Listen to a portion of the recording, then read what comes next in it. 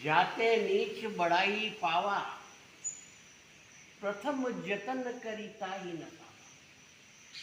नीच व्यक्ति जिसकी कृपा से, सहायता से, माध्यम से पद प्रतिष्ठा, पैसा, बुलंदी, ऊंचाई प्राप्त करता है, वह प्रयत्न करके सबसे पहले जिसके माध्यम से उसे ये सब प्राप्त हुआ है उसको नष्ट कर देता है। यानी जिस सीढ़ी से वो ऊपर चढ़ता है सबसे पहले उस सीढ़ी को नीचे गिरा देता है, ताकि उस सीढ़ी से चढ़ के कोई उसकी बराबरी पे दूसरा और नहीं पहुंच पाए। ये उसकी नीच व्यक्ति की वृत्ति होती है, और वह उपकार के योग्य नहीं है, पात्र नहीं है कि उसके ऊपर उपकार किया जाए।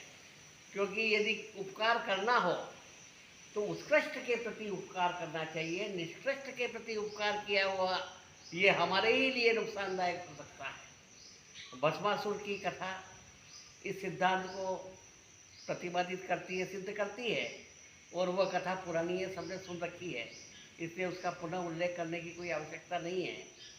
एक जंगल में शेर, शेरनी और उसके दो शावक रहा करते थे। शेर और शेरनी अपने दो छोटे शावकों को गुफा में छोड़ करके शिकार करने के लिए चले गए। जब बहुत देर बाद तक नहीं आए और उन शेर के शावकों को भूख प्यास लगने लगी, तब वो बिलबिलाने लगे। उस रास्ते से एक बकरी होके जा रही थी, तो उसने शेर के बच्चों को भूख से तड़पते हुए देखा, तो उसको उसमें दया आ गई और उसने अपना दूध उन बच्चों को पिलाया। बच्चे संतुष्ट हो गए, बकरी भी वहाँ बैठी रही। इतनी देर में शेर और शेरनी दोनों शिकार करके वापस लौटे, और शेरनी ने जैसे ही बकरी को देखा तो उन्होंने कहा, बहुत बढ़िया आहार, तो आज खुद ही गुफा के अंदर आ गया है। और वो उसके ऊपर हमला करके खाने लगे। तभी उन बच्चों ने कहा कि इसने हमारे ऊपर उपकार किया है, हम भूख से तड़प रहे थे, बिलबिला रहे थे, इस बकरी ने हमको दूध पिलाया है, हमारा उपकार किया है, इसलिए इसे मत मारो, इसे मत खाओ। तब शेर शेरनी ने कहा कि चलो, बच्चों के ऊपर उपकार किया है तो हम इसके ऋणी हैं, इससे ऋणी नहीं हो सकते, इसलिए उसको शेर ने अभय दान दे दिया कि जा, तेरे को हम नहीं खाएंगे। तो बकरी खुश हो गई, पूरे जंगल में घूमने लगी, यहाँ तक कि शेर की पीठ पर बैठ करके भी पूरे जंगल में घूमती थी। ये सब दृश्य एक चील ने देखा। तब चील ने बकरी से कहा कि शेर तो बकरी को देखते ही खा जाता है, फिर ये तुम्हारे को कैसे छोड़ रहा है, क्यों नहीं खाता है? तो कहा, मैंने इसके ऊपर उपकार किया है, इसके बच्चों को एक बार दूध पिलाया था, उस ऋण से, भार से वो मुझे अभय दान दिया है और मुझे नहीं खाता है। तो उसे, चील को भी प्रेरणा मिली कि इस प्रकार से उपकार करना चाहिए। तो उसे कीचड़ में फंसे हुए चूहे के बच्चे नजर आए। देखा तो वो चूहे के बच्चे कीचड़ में फंसे हुए थे, तड़प रहे थे। तब चील ने कहा, मुझे उपकार करना चाहिए।